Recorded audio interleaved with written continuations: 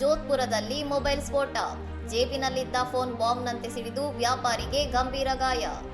ಜೋಧ್ಪುರದ ದಿನಸಿ ವ್ಯಾಪಾರಿ Gopal ಸೋನಿಯವರ pant ಜೇಬಿನಲ್ಲಿದ್ದ mobile phone ಇದ್ದಕ್ಕಿದ್ದಂತೆ ಸ್ಫೋಟಗೊಂಡ ಪರಿಣಾಮ ಅವರ ತೊಡೆ ಮತ್ತು ಬೆರಳುಗಳು ತೀವ್ರವಾಗಿ ಸುಟ್ಟು ಹೋಗಿರುವ ಆಘಾತಕಾರಿ ಘಟನೆ ವರದಿಯಾಗಿದೆ.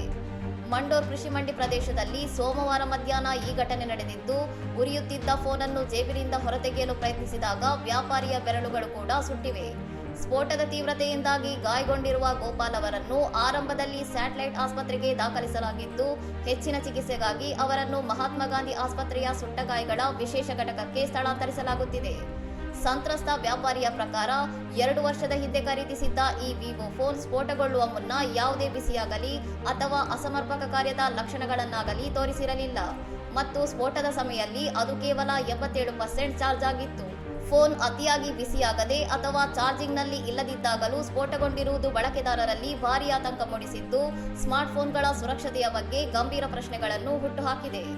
ಸ್ಫೋಟದ ಶಬ್ದ ಮತ್ತು ಹೊಗೆಯನ್ನು ಕಂಡು ಕೃಷಿ ಮಾರುಕಟ್ಟೆಯಲ್ಲಿದ್ದ ಇತರ ವ್ಯಾಪಾರಿಗಳು ಕೂಡ ಗಾಬರಿಗೊಂಡಿದ್ದು, ತಕ್ಷಣವೇ ಸಹಾಯಕ್ಕೆ ಧಾವಿಸಿ ಗಾಯಾಳುವನ್ನು ಆಸ್ಪತ್ರೆಗೆ ಸಾಗಿಸಿದ್ದಾರೆ. ಇನ್ನಷ್ಟು ಸುದ್ದಿಗಳಿಗಾಗಿ ನೋಡ್ತಾ ಇರಿ ಸೌರಂ ಟಿವಿ.